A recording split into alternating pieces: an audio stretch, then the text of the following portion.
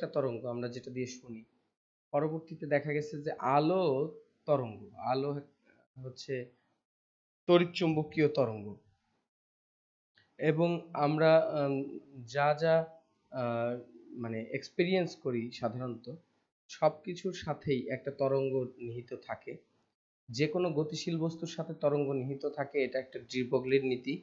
তাহলে আমরা বুঝতে পারি যে আসলে আমরা যা কিছু গতিশীল দেখি সবকিছুকেই তরঙ্গ দিয়ে এক্সপ্রেস করা যায়। এটা হচ্ছে কোয়ান্টাম মেকানিক্সের একটা গুরুত্বপূর্ণ ধারণা। এই ধারণার কারণে তরঙ্গের গুরুত্ব আরো বেড়ে গেছে। তো তরঙ্গ সম্পর্কে বা তরঙ্গের ইকুয়েশন সম্পর্কে আমাদের ক্লিয়ার কাট একটা ধারণা থাকতে হবে। এইখানে আমরা যে তরঙ্গ নিয়ে কথা বলবো সেটা হচ্ছে আমাদের বেশিরভাগই জড় তরঙ্গ। তরঙ্গ আবার দুই প্রকার। তরঙ্গকে বলা হচ্ছে তরঙ্গ দুই প্রকার। একটু আমরা এইখানে দেখি, রাইটিং এ যাই। তরঙ্গ দুই প্রকার।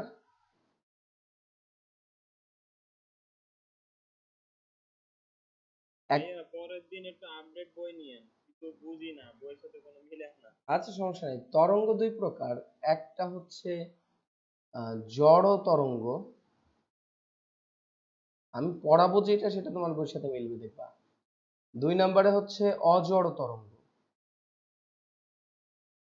তাহলে জড় তরঙ্গ এবং অজড় তরঙ্গ। জড় তরঙ্গ কি? যেই তরঙ্গ মাধ্যম ছাড়া চলতে পারে না, যেমন শব্দ তরঙ্গ একটা তরঙ্গ, জড় তরঙ্গ। এটা মাধ্যম ছাড়া তুমি এক জায়গা থেকে অন্য জায়গায় পৌঁছাইতে পারবে না। তার মানে আমি যখন কথা বলবো তখন অন্য আরেকজনের শুনতে হলে সেখানে বাতাস থাকতে হবে বা কোনো একটা মাধ্যম থাকতে হবে।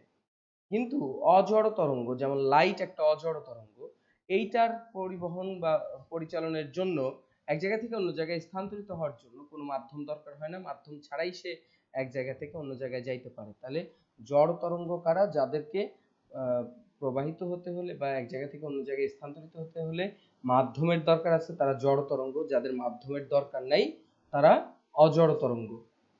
কথা কি বুঝছো?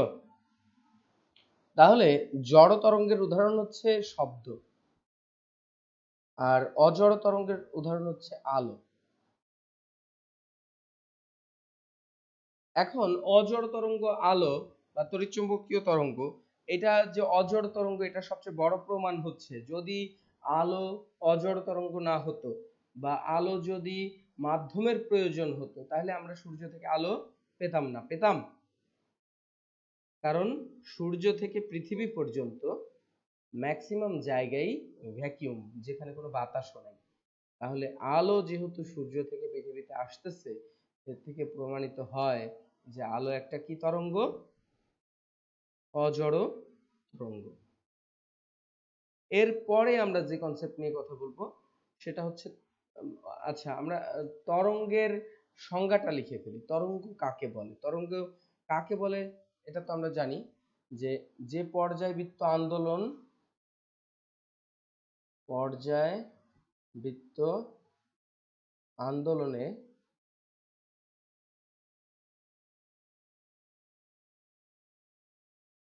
ফলে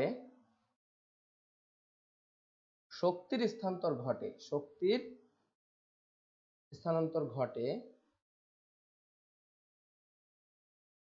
ঘটে কিন্তু মাধ্যমের বা পদার্থের স্থায়ী স্থানান্তর ঘটে না, ঘটে না, তাকে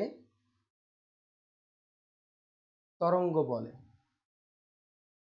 তরঙ্গের শর্ত হচ্ছে সেখানে শক্তি স্থানান্তর ঘটবে, শক্তির ট্রান্সফার ঘটবে, কিন্তু মাধ্যমের কোনো স্থানান্তর ঘটবে না। যেমন আমরা এই যে কথা বলতেছি সেটা কি হচ্ছে, আমি যখন মুখ থেকে কোনো কথা বলতেছি, আমার মুখ থেকে যখন কথা বের হচ্ছে, এই তরঙ্গটা এই সামনের বাতাসের লেয়ারকে একবার সংকুচিত করতেছে, আরেকবার প্রসারিত করতেছে, আবার সংকুচিত করতেছে, আবার প্রসারিত করতেছে। তার মানে বাতাসের চাপ, মানে বাতাস এভাবে একবার চাপা খাচ্ছে আবার একবার প্রসারিত হচ্ছে। এইটাই শব্দের মানে একটা তরঙ্গ হিসাবে এখানে মাধ্যমের মধ্য দিয়ে সামনের দিকে আগায় যাচ্ছে। তাহলে শব্দর তরঙ্গ একটা কি পর্যাবৃত্ত আন্দোলন, যেখানে শক্তির স্থানান্তর ঘটতেছে, কারণ শক্তি স্থানান্তর ঘটতেছে বিধায় তুমি আমার কথা শুনতে পাচ্ছ। কিন্তু এখানে মাধ্যমের এই যে এখানে কথাটা স্থায়ী, স্থায়ী বলা হয়েছে কেন? স্থায়ী না বললে আবার একেবারে স্থানান্তর না ঘটলে তো হচ্ছে না, এই যে কিছুটা সংকুচিত প্রসারিত তো হচ্ছে, তার মানে এটা অস্থায়ী একটা স্থানান্তর ঘটতেছে, কিন্তু স্থায়ী স্থানান্তর ঘটতেছে না। সবাই কি বুঝতেছে আমার কথা?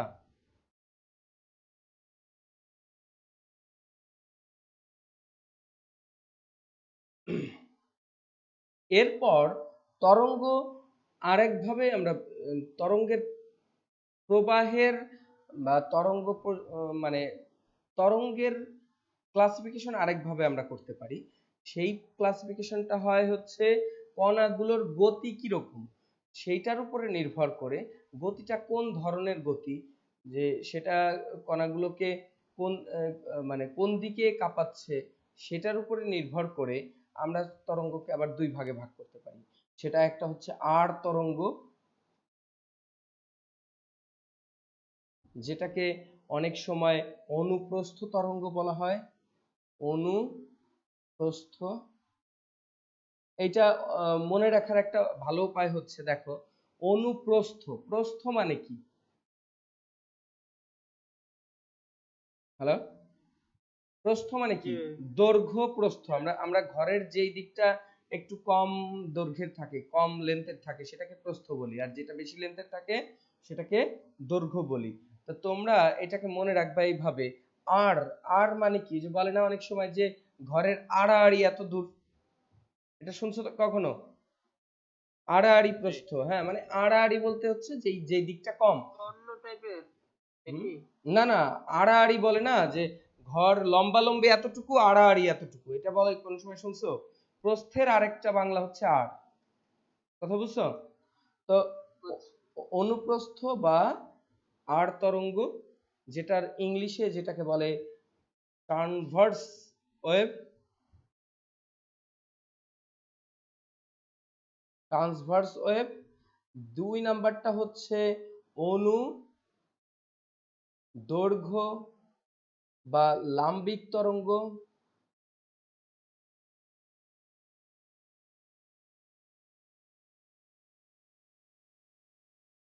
যেটাকে বলা হয় লং। হ্যাঁ, হ্যালো, ওই অনুপ্রস্থের English transverse wave. Transverse wave, transverse মানে হচ্ছে আড়াআড়ি। এরপরে হচ্ছে লংগিটিউডিনাল। লংজিটিউডিনাল, লঞ্জিটিউডিনাল মানে হচ্ছে লম্বালম্বি। তাহলে আর তরঙ্গ এবং লাম্বিক তরঙ্গ বা অনুদৈর্ঘ্য এবং অনুপ্রস্থ তরঙ্গ সম্পর্কে আমরা এখন একটু ডিটেলস পড়ব। আর তরঙ্গ কি, সংজ্ঞা যদি আমরা দেই, অনুপ্রস্থ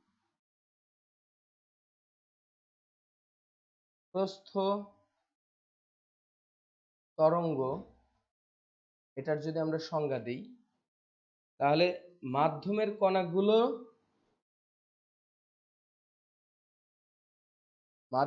কণাগুলো যদি, লেখা কি দেখা যাচ্ছে তো?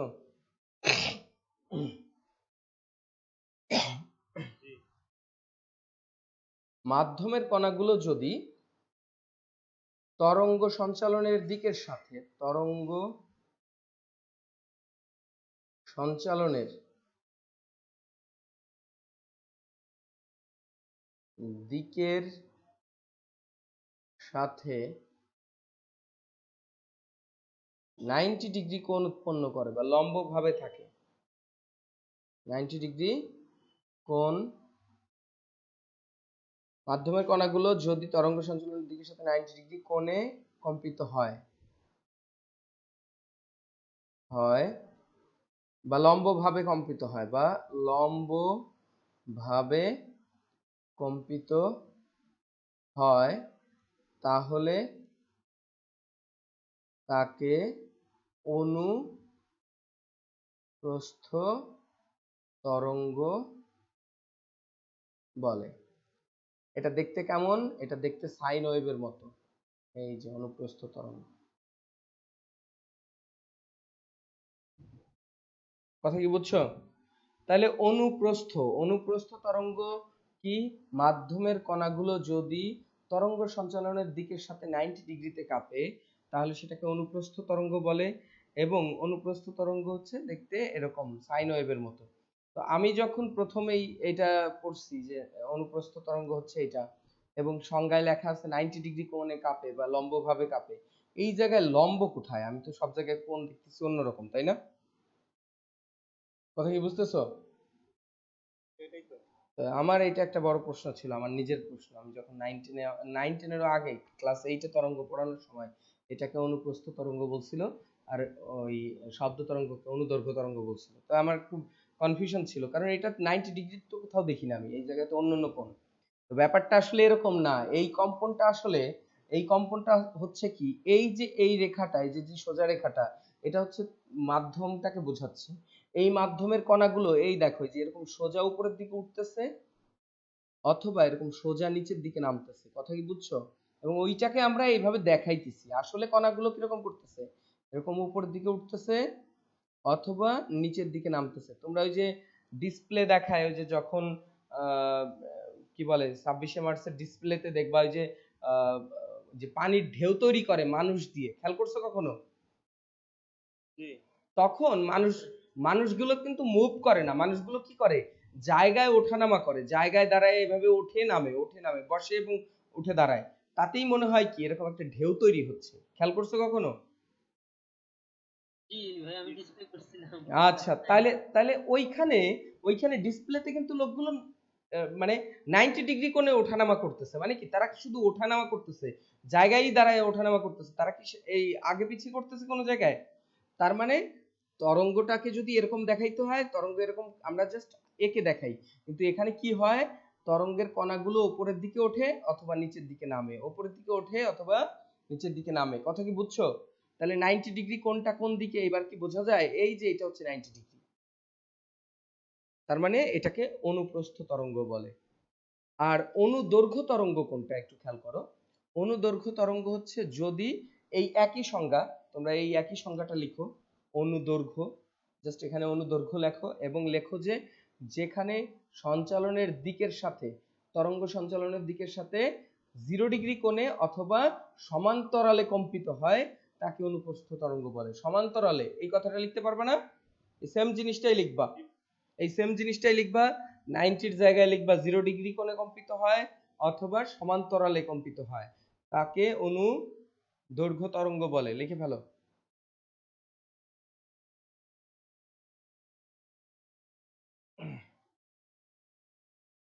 লিখছো? একটু ওয়েট করবে।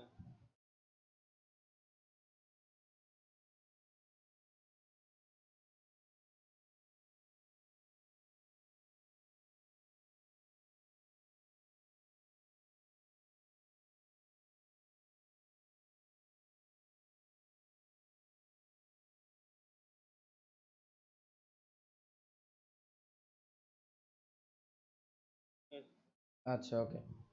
তাহলে অনুদৈর্ঘ্য তরঙ্গটা দেখতে কিরকম? অনুদৈর্ঘ্য তরঙ্গ হচ্ছে স্প্রিং এর মতো।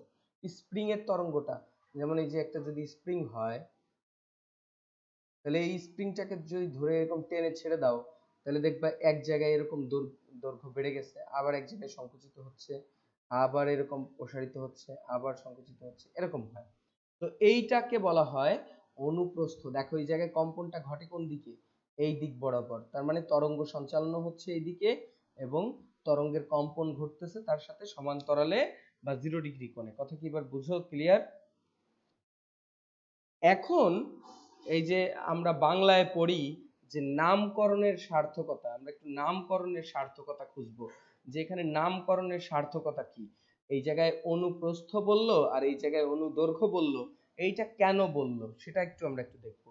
মনে করো আমার একটা বক্স আছে, এই বক্সের মধ্যে এই যে এই বক্সটা যদি আমি আঁকি, একটা আয়তক্ষেত্র যদি আঁকি, এই আয়তক্ষেত্রের দৈর্ঘ্য কোনটা? তোমরা কোনটাকে দৈর্ঘ্য বলবা?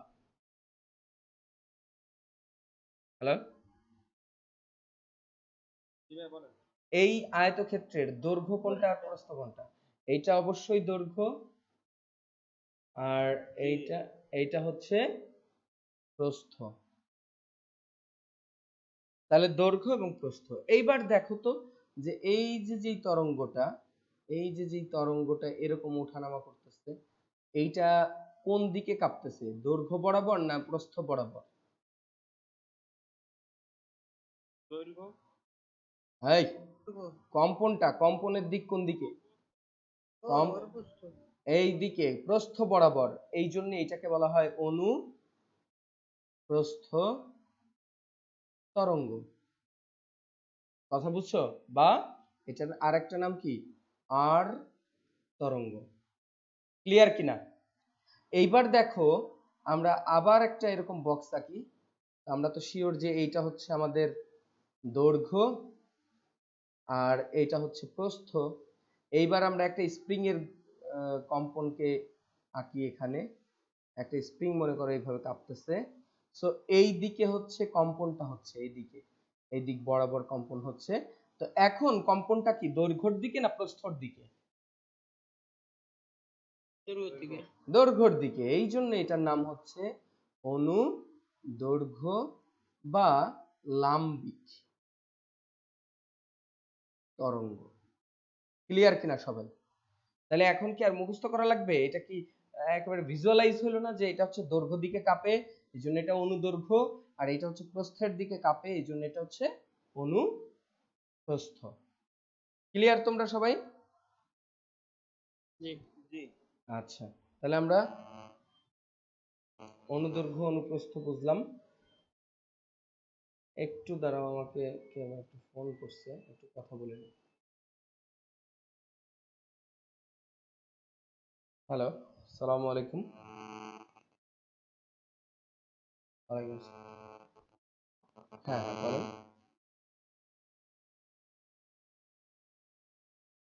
আচ্ছা, এমএ এর ক্লাসের ব্যাপারে যে আপনি ফেসবুকের বোধহয় পোস্ট থেকে দেখতে পেয়েছেন। হুম, আচ্ছা, আমি যে এখনো একটা ক্লাস নিচ্ছি, অবশ্য সেটা চলতেছে। তো ওই ক্লাসে অ্যাটেন্ডের বিষয়টা হচ্ছে জুম অ্যাপের মাধ্যমে অ্যাটেন্ড হতে হবে। জুমের মাধ্যমে, জুম অ্যাপ আপনার ফোনে বা ল্যাপটপে থাকতে হবে। জুম অ্যাপটা ইনস্টল করা। এই জুম অ্যাপের মাধ্যমে আপনারা ক্লাসে ঢুকতে পারবেন, কারণ আমি পাসওয়ার্ড এবং আইডি দিয়ে দিব।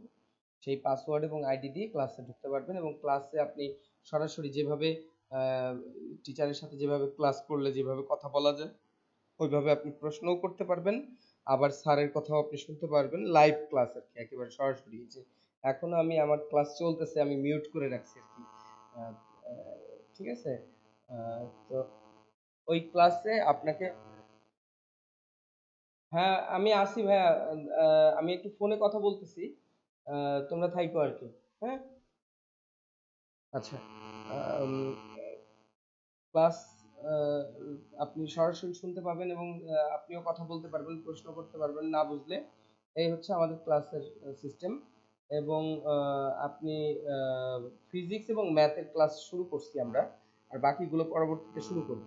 হ্যাঁ, যদি আপনি ইন্টারেস্টেড হন তাহলে আগামী সোমবারে আর একটা ক্লাস আছে, সেই ক্লাসটা করে দেখতে পারেন। সরাসরি করে দেখে আপনি ভর্তি হলে হতে পারেন। ভর্তির আগে,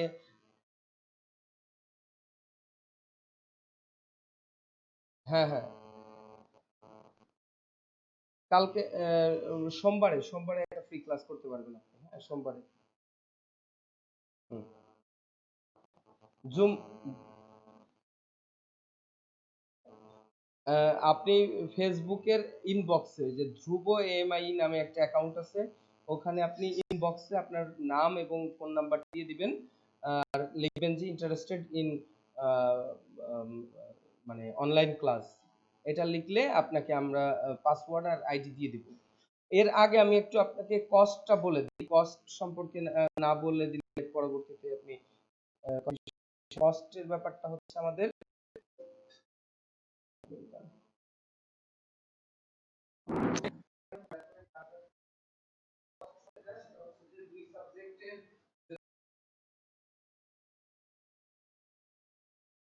যদি আপনি একসাথে পেমেন্ট করে দেন সেই ক্ষেত্রে হচ্ছে 5,000 টাকা দিতে হবে আপনাদের কোর্স কমপ্লিট করে দেওয়া পর্যন্ত। সেটা 3 মাস লাগুক 4 মাস লাগুক ক্লাস করানো হবে। হ্যাঁ, সপ্তাহে 2 দিন ক্লাস হবে।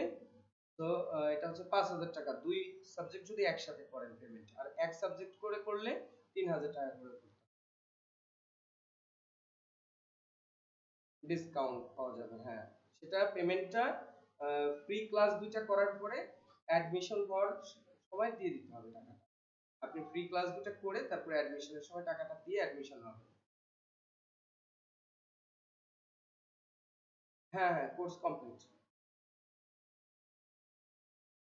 আমি ওইটা প্রিভিয়াস কোশ্চেনের সলিউশন এবং সিলেবাসের যে টপিকস গুলো আছে সবগুলো টপিকসের উপর আলোচনা করা হবে। ফিজিক্সের যতগুলো কোশ্চেন আছে এই পর্যন্ত, সেগুলোর থেকে অ্যানালাইসিস করে সবচেয়ে গুরুত্বপূর্ণ যে কোশ্চেনগুলো সেগুলো সলভ করে দেওয়া হয়, আর রিসেন্ট 3 থেকে 4টা কোশ্চেন সলভ করানো হয়। অফিস বলতে এটা আমরা ঢাকার মিরপুরে শুরু করছি, এখানে আর কি মিরপুরে একই খুব ছোট পরিসরে শুরু করা হয়েছে আর কি। হ্যাঁ,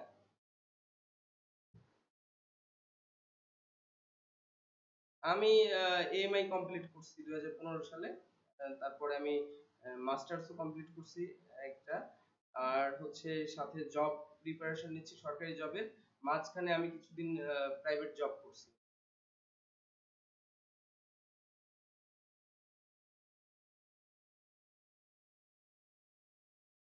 বুয়েট থেকে।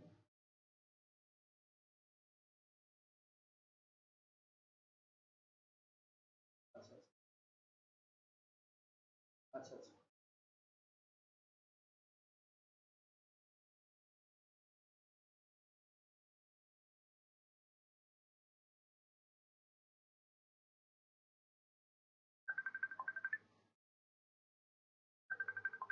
কোনটা?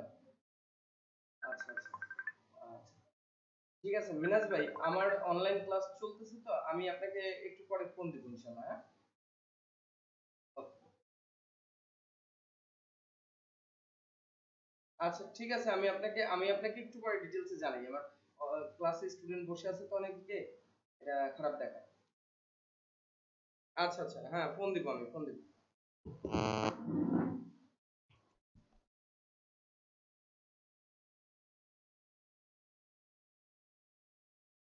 হ্যাঁ, আমার কথা এবার শুনতে পাচ্ছো? এতক্ষণ কিছুই শোনো নাই তোমরা? না, এতক্ষণ আমি তোমাদের 2 বার বলছি যে থাইকো, কিন্তু আর একটা বলছি সেটা হচ্ছে যে ওই যে আর 1 মিনিট পরে ক্লাস টাইম আউট হয়ে যাচ্ছে, সো আরেকবার ঢুকতে হবে তোমাদের, এটা বলছিলাম। হয়তো মিউট করা ছিল বিধায় শোনো নাই কেউ, নাকি? জি জি।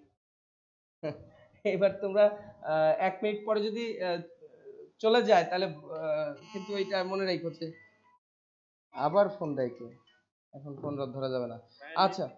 হ্যাঁ না, লিভ নিতে হবে না, অফ হয়ে গেলে তারপরে। এখন আমরা যে জায়গায় ছিলাম সেটা খেয়াল করো। তাহলে আমরা অনুদৈর্ঘ্য এবং অনুপ্রস্থ তরঙ্গ সম্পর্কে জানলাম। এইবার যেই টপিকসে কথা বলবো সেটা হচ্ছে এরপরে যেটা, সেটা হচ্ছে এখানে ওইগুলো নিয়ে আলোচনা করতেছে, অনেকক্ষণ যাবত আলোচনা করছে। অনুপ্রস্থ অনুতরঙ্গ আমরা এটা প্রায় শেষ করে ফেলছি এগুলা। এরপরে 2টা তরঙ্গের মধ্যে পার্থক্য, এই পার্থক্যটা তোমরা অবশ্যই পড়বা। পার্থক্যটা দেখতে পাচ্ছ তোমরা? পিডিএফ এ যেতে হবে। এই যে পার্থক্য, এই যে আর তরঙ্গ এবং লাম্বিক তরঙ্গের মধ্যে পার্থক্য খুবই সিম্পল। আমরা যা যা বলছি সবকিছু এখানে আছে। দেখো, যে তরঙ্গ যখন কণাগুলো লম্বভাবে কম্পিত হয় তখন সেটা হচ্ছে আর তরঙ্গ, লম্বভাবে কম্পিত হলে সেটা সমান্তরালে কম্পিত হয় তখন হচ্ছে সেটা লাম্বিক তরঙ্গ। তরঙ্গ শীর্ষ এবং তরঙ্গ পাদ তৈরি হয়, সেটা হচ্ছে তরঙ্গ শীর্ষ এবং তরঙ্গ পাদ বলতে হচ্ছে এইটাকে বোঝায়। আমরা এই যে যে তরঙ্গটা, এটাকে তরঙ্গ শীর্ষ বলা হচ্ছে এবং এইটাকে তরঙ্গ পাদ বলা হচ্ছে, বা নিচু বিন্দু এবং উঁচু বিন্দু। এর হচ্ছে সংকোচন প্রসারণ হয়। সো এইখানে যেটা হয় যে সংকোচন প্রসারণ ঘটে, এইগুলো ঠিক আছে। 4 নাম্বার টপিকসটা একটু গুরুত্বপূর্ণ। এই যে এই জিনিসটা তোমাদের বুঝতে হবে। এদিকে দেখো,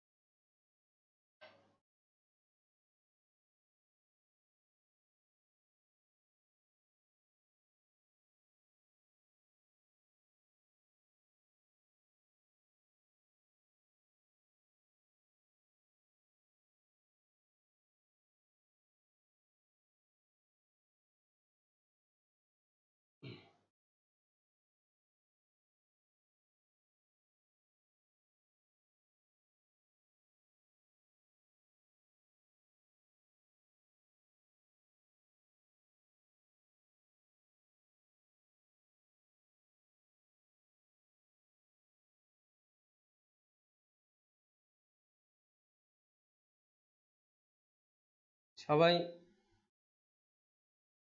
আসতে বাকি কে? নাবিল, হ্যালো নাবিল। নাই তো। আচ্ছা, নাবিলকে আসতে বলো, দ্রুত আসতে বলো।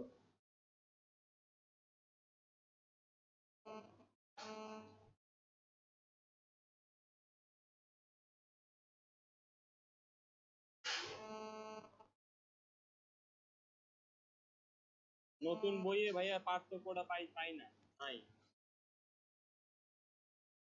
হ্যাঁ, নতুন বইয়ে পার্থক্য নাই, এটা একটা মানে নতুন বই শর্টকাট করছে অনেক কিছু। তুমি একটা জিনিস খেয়াল করছো, এই পুরোনো বইয়ে 19টা অধ্যায়। হ্যাঁ, আমাদের সময় 19টা অধ্যায় ছিল, আর তোমাদের সময় তো বোধহয় 10টা করে অধ্যায় না, ফার্স্ট পেপার সেকেন্ড পেপারে? অনেক কিছু কমাই দিছে তো তোমাদের। একদিক দিয়ে সুবিধা পাইছো, আবার আরেক দিক দিয়ে অসুবিধা আছে। পরবর্তীতে দেখা যায় যে ইউনিভার্সিটিতে যাওয়ার পরে স্যাররা বলে এগুলা তো ছিল, এগুলা তো ছিল, কিন্তু তখন তোমরা বলো যে না, এগুলা ছিল না।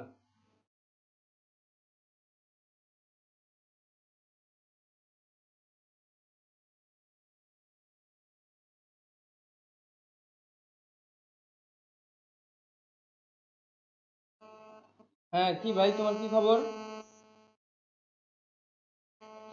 হ্যাঁ, আছি ভালো। তোমরা কি কথা বলছিলে সবার সাথে তুমি?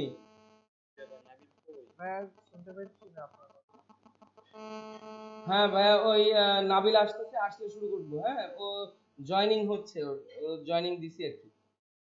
হ্যালো, হ্যাঁ বলো। ক্লাস তো করাবো, কিন্তু তোমাদের কয়জন হইছো, কয়জন তোমরা?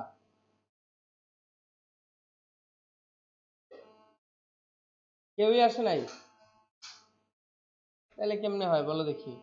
এই আমি তো ফার্স্ট ইয়ারের একটা ব্যাচের ক্লাস নিচ্ছি অলরেডি, তোমরা কিছু জানাও নেই এখন। আমি তো আর এটা জানি না যে তোমরা ক্লাস করবা, এটা চিন্তা করে আমি তো শুরু ফার্স্ট ইয়ারের ক্লাস শুরু করছি। তো ঠিক আছে, আমি ওদের ক্লাসটা নেই, তুমি তোমার সাথে আমি পরে ফোন দিয়ে কথা বলবো। আর তুমি ইন্টারেস্টেড থাকলেও পরে আমি তোমার সাথে কথা বলবো। হুম। আচ্ছা, তাহলে আমাদের যেখানে আমরা ছিলাম সেটা একটু দেখি। অনুপ্রস্থ, অনুদৈর্ঘ্য তরঙ্গের 4 নাম্বার পার্থক্যটায় আমরা যে 4 নাম্বার যে পার্থক্য, সেটা খুবই গুরুত্বপূর্ণ পার্থক্য। এই জন্য আমরা বলতেছি যে এইটা দিয়ে বোঝাচ্ছে যে কোনটার কি হয় আর হয় না। সেটা হচ্ছে সমাবর্তন বা পোলারায়ন ঘটে, আর একটা সমাবর্তন বা পোলারায়ন ঘটে না। এখন সমাবর্তনটা কি? যখন কোন জায়গা দিয়ে তরঙ্গ যায়, যেমন আলোর তরঙ্গ, খেয়াল করো আলোর তরঙ্গটা কিরকম। আলোর তরঙ্গ কি এইভাবে একটা এরকম সিঙ্গেল তরঙ্গ যায় কোনো জায়গা দিয়ে? এরকম কিন্তু যায় না, সিঙ্গেল একটা থাকে না, অসংখ্য তরঙ্গ থাকে। অসংখ্য তরঙ্গ কিরকম, এইটা যদি হয় একটা তরঙ্গ, আরেকটা তরঙ্গ থাকে এরকম। ভাইয়া লেখা দেখি না, আপনি মনে লিখতেছেন। ও পিডিএফ দেখাচ্ছে শুধু না। আচ্ছা, এই দেখো একটা তরঙ্গ যদি এরকম লালটা লালটা হচ্ছে এরকম এরকম অবস্থায় আছে বুঝছো, দাঁড়ানো, এবং আরেকটা থাকে হরিজন্টালি এরকম এরকম যদি আরেকটা থাকে, এই নীলটা হচ্ছে হরিজন্টালে আছে, মানে এই তলে আছে, একটা এই তলে আরেকটা এই তলে, বোঝা যায়? চিত্র দেখে একটু বোঝা যাচ্ছে? দুইটা দুই তলে। হ্যালো, বুঝতে পারতেছো তোমরা? আরেকটু ক্লিয়ার করি আমরা, এই জায়গায় ক্লিয়ার করে রাখি। এদিকে দেখো, একটা তরঙ্গ মনে করো এরকম তরঙ্গ, আলোর তরঙ্গ কিন্তু এরকম একটা থাকে না, এরকম থাকে, এরকম যদি একটা থাকে তাহলে আরেকটা থাকে এরকম, এর সাথে আরেকটা এরকম থাকে। তাহলে একটা দেখো, একটা এইদিকে আরেকটা এইদিকে, কথা বুঝতেছো? তো এই যে যে তরঙ্গ, আমি যদি এরকম তরঙ্গ থাকে, এরকম তরঙ্গের এই সামনে মনে করো একটা তরঙ্গ এই দিকের যেটা এইটা, আর এই জায়গায় আরেকটা হচ্ছে এরকম লম্ব ভাবে আরেকটা, তো এই দুইটার সামনে যদি আমরা এরকম একটা ফিল্টার রেখে দেই, এরকম একটা ফিল্টার, যেই ফিল্টারের ভেতরে এইরকম একটা সরু দাগ কাটা আছে বা অনেকগুলো দাগ কাটা আছে, সেই দাগের ভেতর দিয়ে কি সবগুলো যাইতে পারবে? এই দুইটাই কি এখান দিয়ে বেরোতে পারবে? পারবে না। কেন পারবে না? যেটাই যে লম্ব ভাবে আছে সেইটা দেখো এইখান দিয়ে বের হয়ে গেল, কিন্তু এই যে যেটা হরিজন্টালে আছে সেটা কিন্তু আটকা পড়ে যাবে বা কাটা পড়ে যাবে, বুঝতেছো? জি। এই ঘটনাটাকে বলা হয় সমাবর্তন। কি বলা হয়? সমাবর্তন। এই সমাবর্তন শুধুমাত্র এই তরঙ্গের ক্ষেত্রে ঘটে, কিন্তু স্প্রিং এর মতো যেটা, এইটার ক্ষেত্রে এই সমাবর্তন কখনোই ঘটে না। এটার ক্ষেত্রে কখনো কি ঘটে না? সমাবর্তন ঘটে না, কারণ এইটার মধ্যে ওইটা ঘটার কোনো চান্সই নেই। থাকে ওইটা থেকে সমাবর্তন ঘটে। হ্যাঁ, দুইটা না, আমার কথা বুঝা নাই। যেটাই যে অনুপ্রস্থ, অনুপ্রস্থ তরঙ্গ দেখো, এই যে যেটা এইরকম, সেটার ক্ষেত্রে আমি যদি ফিল্টার করি তাহলে একটাকে আলাদা করা যায়, দুই তিনটা যদি থাকে। কিন্তু এইটার ভেতরে যদি দুই তিনটা এরকম থাকে, জড়ানো পাল্টানো থাকে, এটার ভেতরে যদি এরকম থাকে, তো তুমি এইটাকে কি এইভাবে ফিল্টার করে আলাদা করতে পারবা? না। তাহলে এইটার ক্ষেত্রে এই সমাবর্তন করা যায় না, এইটার ক্ষেত্রে সমাবর্তনটা ঘটানো যায়। এবার কি ক্লিয়ার তোমরা? তাহলে এই যে যে গুরুত্বপূর্ণ কথাটা ছিল 4 নাম্বার, খুবই গুরুত্বপূর্ণ, সমাবর্তন বা পোলারায়ন, ইংলিশে এটাকে পোলারায়ন বলে। তাহলে সমাবর্তন বা পোলারায়ন একটাই ঘটে আর একটাই ঘটে না। 5 নাম্বারে কি বলতেছে? কি বলতেছে দেখো, আকৃতির স্থিতিস্থাপক ধর্মসম্পন্ন কঠিন তরঙ্গ টানের দরুন আর তরঙ্গ সৃষ্টি হয়। আচ্ছা, দেখো, যদি এমন কোনো একটা বস্তু থাকে যেটা স্থিতিস্থাপক, যেমন গিটারের যে তারগুলো, এই স্থিতিস্থাপক বস্তুতে যদি তুমি টান সৃষ্টি করো তাহলে কি তৈরি হবে? অনুপ্রস্থ তরঙ্গ তৈরি হয়। আর যদি দেখো কঠিন বস্তুর ক্ষেত্রে কি বলতেছে? হ্যাঁ, না না, লিখতেছি না। দেখো, আয়তনের স্থিতিস্থাপক বস্তুর ক্ষেত্রে এটা ঘটে। কেমন আয়তনের স্থিতিস্থাপক? কি স্প্রিংটা কিন্তু আয়তনের স্থিতিস্থাপক, দেখছো? আয়তনের দিক দিয়ে কি একটা আয়তন না? স্প্রিংটা কি একটা আয়তনের মতো না? হ্যালো, জি। এই তারপরে আমরা যে কথা বলতেছি, এই যে যে বাতাসের ভিতর দিয়ে কথাটা যাচ্ছে, এই বাতাসটাও কি স্থিতিস্থাপক না? জি। তাহলে বাতাসটা একটা কি একটা আয়তনের বস্তু না? তাহলে আয়তনের ক্ষেত্রে যেই ঘটনাটা ঘটে সেটা হচ্ছে লাম্বিক তরঙ্গ ঘটে। আর আকৃতির পরিবর্তন বা আকৃতি টাইপের যেটা, যেমন গিটারের তার, এটাকে যদি আমরা আহ, স্থিতিস্থাপক ধর্ম থাকে তার তার মধ্যে যদি আমরা কোনো একটা টান তৈরি করি তাহলে তৈরি হবে হচ্ছে আর তরঙ্গ। এরপরে কয়েকটা সংজ্ঞা, এবং এই সংজ্ঞাগুলোই আজকে আমরা শেষ করব। এই সংজ্ঞাগুলোর একেবারে সংজ্ঞা থেকে এর যে ম্যাথমেটিক্যাল রূপ সেই পর্যন্ত যাওয়ার চেষ্টা করব। এবং এই যে যে পার্টটা এখন আমি করাবো, এই পার্টটা এতটাই গুরুত্বপূর্ণ যে তোমাদের অঙ্কে তোমাদের অনেকবার এই জিনিসগুলো লাগবে। কথা কি বুঝতেছো? তো এই পার্টটাকে খুব ভালো করে খেয়াল করবা। এই পার্টটাকে ভালো করে খেয়াল করলে তোমাদের এর পরবর্তীতে যখন ম্যাথমেটিক্যাল সলিউশন করাবো বা অঙ্ক আসবে খুবই সহজে তোমরা বুঝে ফেলবা।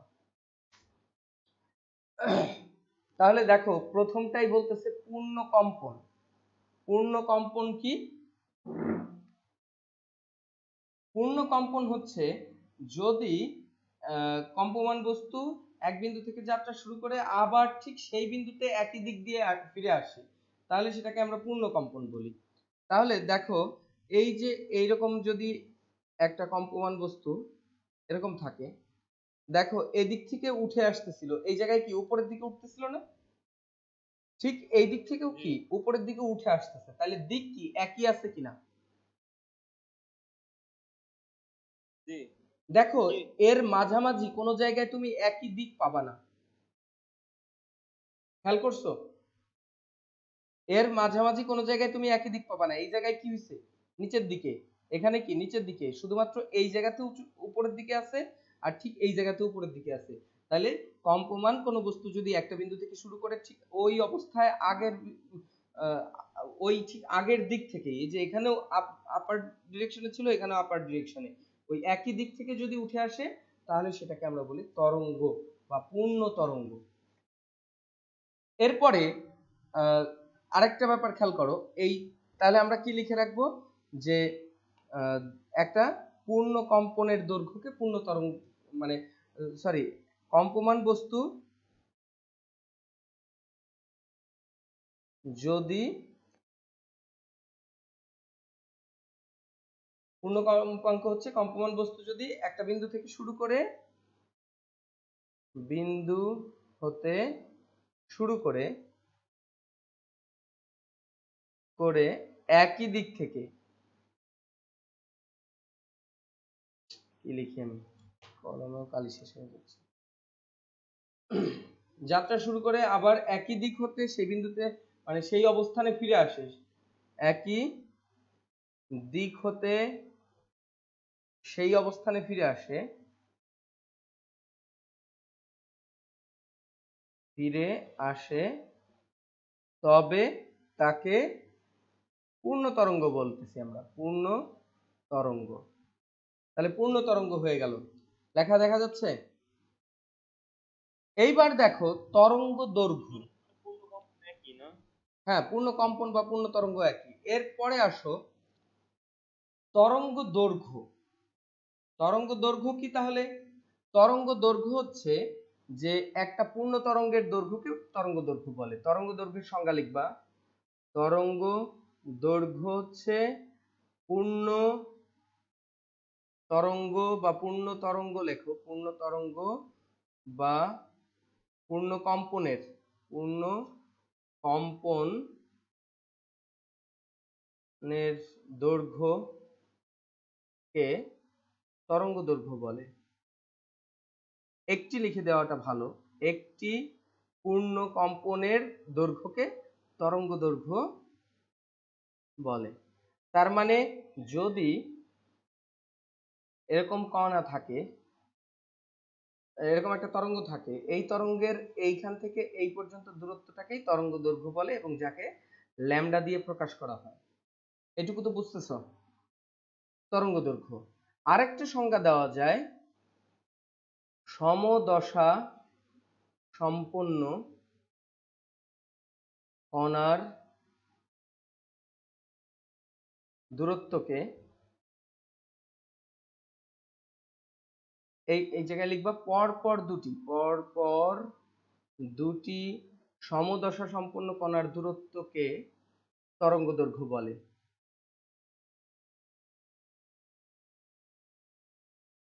এই কথাটা শর্টকাটে এইটাও লিখতে পারো, এটাও লিখতে পারো, সবাই একটু বোঝার চেষ্টা করবা। তরঙ্গ দৈর্ঘ্য কি লিখছি, একটি পূর্ণ তরঙ্গের দৈর্ঘ্যকে তরঙ্গ দৈর্ঘ্য বলে।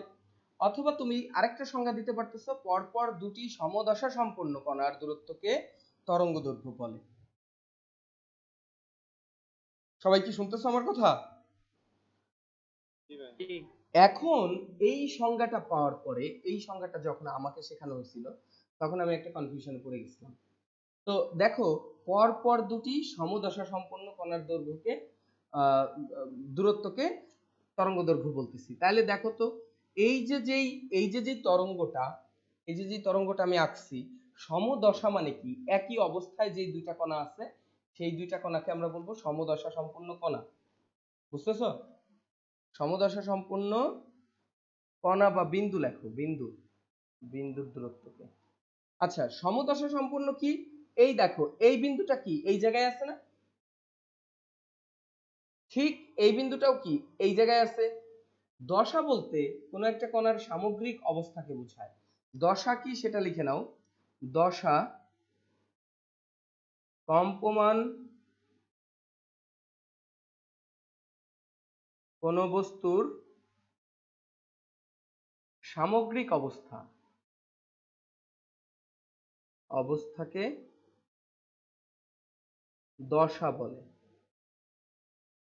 মনে থাকবে, কম্পমান কোন একটা বস্তুর সামগ্রিক অবস্থা। এখানে সামগ্রিক অবস্থা বলতে কি বোঝাচ্ছে দেখো, এই যে এই কণাটা যেই অবস্থায় আছে এই অবস্থাটা এই বস্তুটাও কি সেই অবস্থায় আছে না?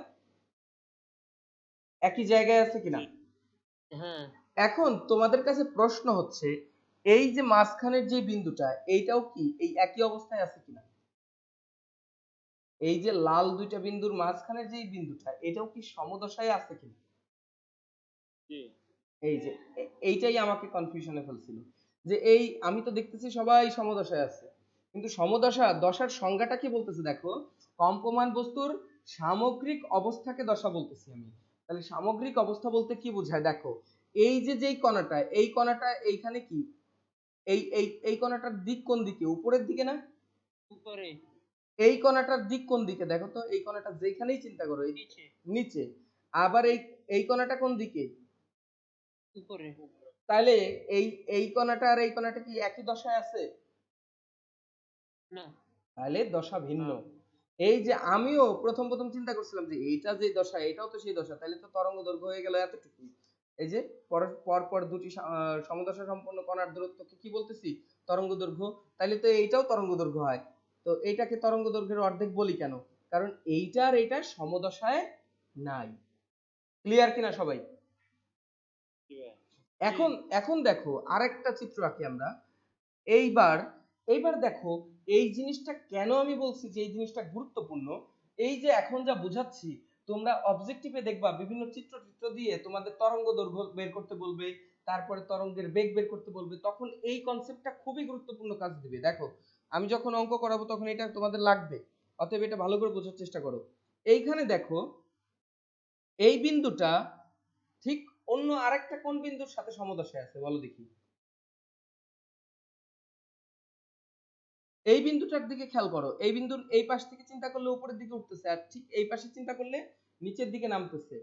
তাহলে এই বিন্দুটা কি ওই সমদশায় আছে? না নাই। কেন?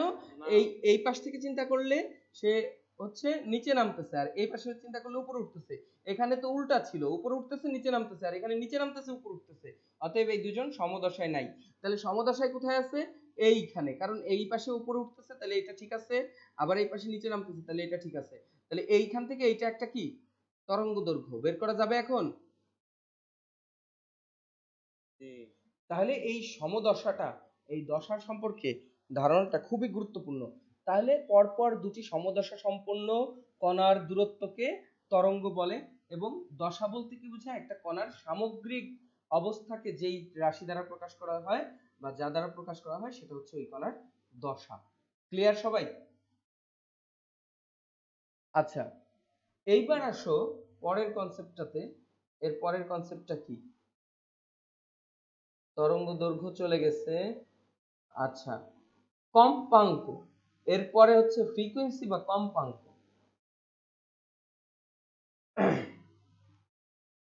এক সেকেন্ডে যতগুলো পূর্ণ কম্পন দেয় কোন একটা কম্পমান বস্তু, এক সেকেন্ডে যতগুলো পূর্ণ কম্পন দেয় সেটা হচ্ছে তার কম্পাঙ্ক। লেখো, কম্পাঙ্কের সংজ্ঞাও লিখে নাও। কম্পমান বস্তুর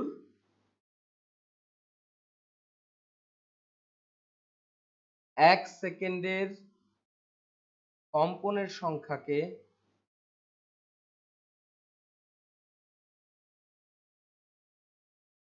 কম্পাঙ্ক বলে।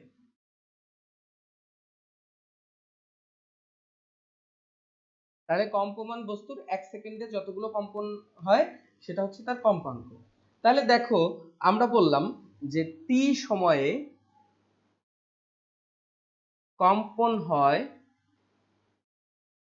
n সংখ্যক, কম্পন হয় n সংখ্যক। তাহলে 1 সেকেন্ডে, টি সেকেন্ডে যদি কম্পন হয় n সংখ্যক, তাহলে 1 সেকেন্ডে কম্পন হবে কয়টা? n/t। বুঝতেছো? অতএব ফ্রিকোয়েন্সির একটা সূত্র হলো n/t।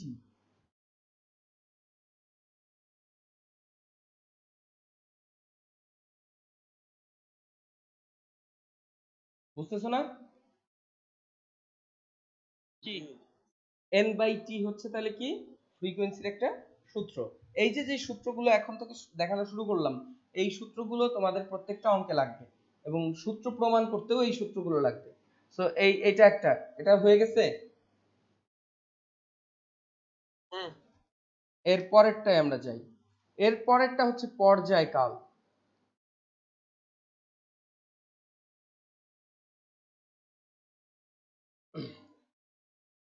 পর্যায়কাল কি? যে কোনো একটা কাজ সম্পন্ন করতে যে সময় লাগে সেটাকে তার পর্যায়কাল বলে।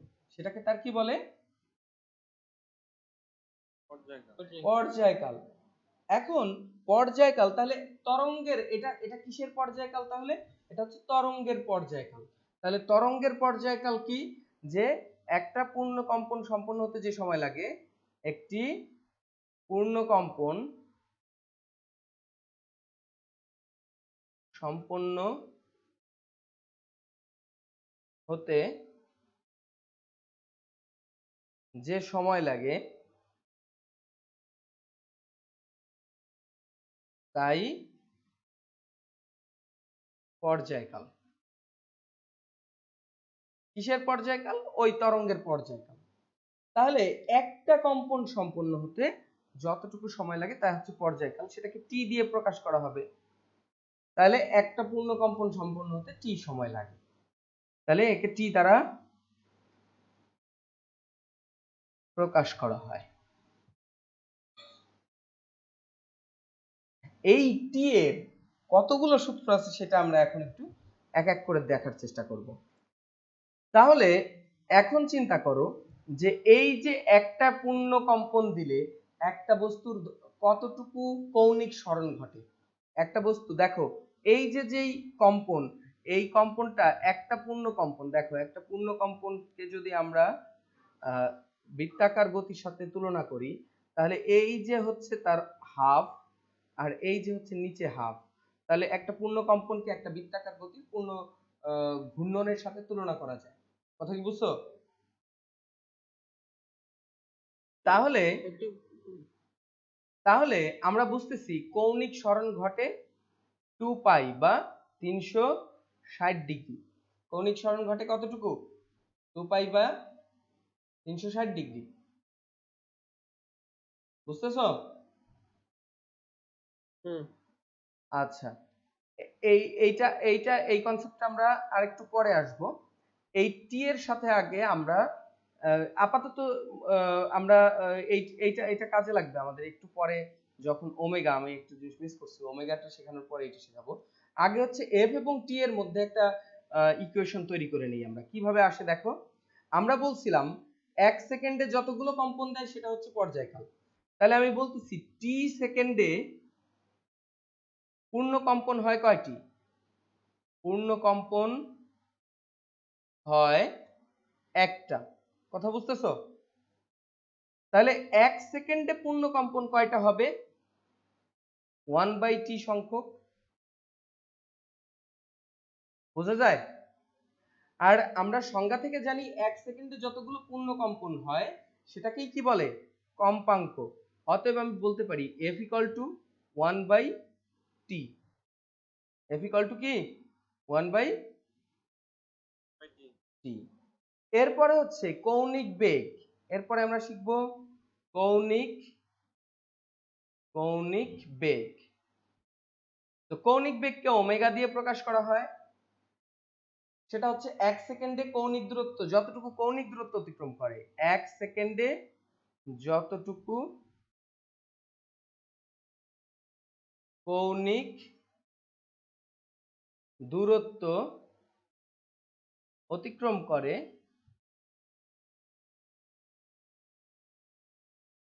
কোন বস্তু, তাকে তার কৌণিক দূরত্ব কৌণিক বেগ বলে, তাকে কৌণিক বেগ বলে। কৌণিক বানানে কি লিখি আমি? কৌণিক, কৌণিক বেগ বলে। 1 সেকেন্ডে যতটুকু কোন কোন মানে কৌণিক দূরত্ব অতিক্রম করে। তাহলে এই ওমেগা ইকুয়াল টু আসলে হচ্ছে থিটা বাই টি, 1 সেকেন্ডে অতিক্রান্ত কৌণিক দূরত্ব। আমি এই যে ফিজিক্সের সংজ্ঞা দেওয়ার সময় শিখেছিলাম যে নিচে সবসময় 1 হবে, একক সময়ে অতিক্রান্ত কৌণিক দূরত্ব হচ্ছে থিটা, তাকে ওমেগা বলে। কথা কি বুঝতেছো? জি। আচ্ছা, এইবার আমরা এই যে এই জায়গায় যেটা শিখছিলাম সেটার সাথে এই যে এখন হচ্ছে আমাদের এটা লাগবে। তাহলে একটা পূর্ণ কম্পনে কতটুকু কৌণিক দূরত্ব অতিক্রম করে? 360 ডিগ্রি। একটা পূর্ণ কম্পন বা একটা পূর্ণ তরঙ্গ কতটুকু কৌণিক দূরত্ব অতিক্রম করে? 360 ডিগ্রি। 360 ডিগ্রি। তাহলে আমরা এই জায়গায় বলতে পারি না যে ওমেগা ইকুয়াল টু এই জায়গায় 2 পাই, থিটার মান কত হইলো তাইলে? কতটুকু? 2 পাই। থিটা কতটুকু? 2 পাই বা 360 ডিগ্রি, তাই না? আর এই 360 ডিগ্রি যাওয়াইতে কতটুকু সময় লাগে? পর্যায়কালের সমান সময় লাগে। হ্যালো? কেমন? টি। তাহলে টি এখানে কি হবে? Capital T.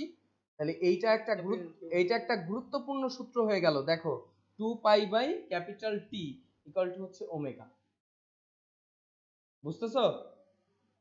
তাহলে একটা পূর্ণ ঘূর্ণন দিলে, একটা পূর্ণ ঘূর্ণনে বা একটা পূর্ণ কম্পনে দূরত্ব হয় 2 পাই এবং সেইটুকু যাইতে সময় লাগে capital T. So omega equal to আমরা পেয়ে গেলাম কত? 2 পাই বাই ক্যাপিটাল টি। এখন একটু এই সূত্রটাকে আরেকটু মডিফাই করি আমরা। ওমেগা ইকুয়াল টু 2 পাই এই জায়গায় থেকে গেল ইনটু 1 বাই টি, এইভাবে লিখতে পারি আমরা। হ্যাঁ পারি তো। তাহলে 2 pi into 1 by T, 1 by T সমান সমান কি লিখছি এখানে? এফ। এফ। তাহলে 2 পাই এফ। তাহলে আমাদের আরেকটা গুরুত্বপূর্ণ সূত্র হয়ে গেল omega equal to 2 pi F. এরপরে দেখবা অনেক অনেক জায়গায় ওমেগার পরিবর্তে আমরা লিখে দেব 2 পাই এফ, 2 পাই বাই টি।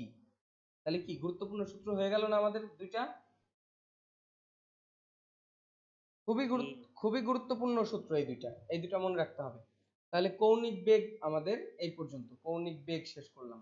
তাহলে আজকে আমাদের এই পর্যন্তই থাক, কি বলো? জি ভাইয়া, অনেকেই নাই। যেইটুকু আমি শিখাইলাম এইটুকুকে খুব ভালো করে প্র্যাকটিস করতে হবে। এটার কারণ হচ্ছে আজকে যেটুকু শিখাইছি এইটুকুর উপর বেসিস করে অনেক কিছু কালকে কাজে লাগবে। আগামী দিন যা শিখাবো সেটা অনেক কিছু নির্ভর করবে এটার উপরে। তো আজকে অনেকেই নাই, 2 জন নাই, 2-3 জন নাই, কারণটা কি?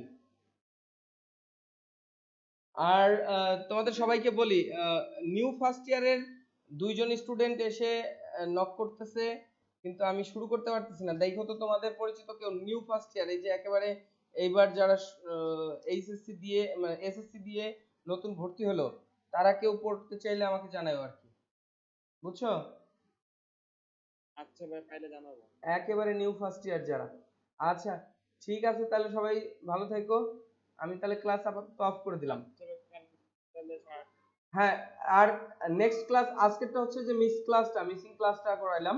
নেক্সট ক্লাস কিন্তু কালকেই 7:30 মনে থাকে যেন। ওকে, ওকে, আল্লাহ হাফেজ। কি ভাই? আচ্ছা।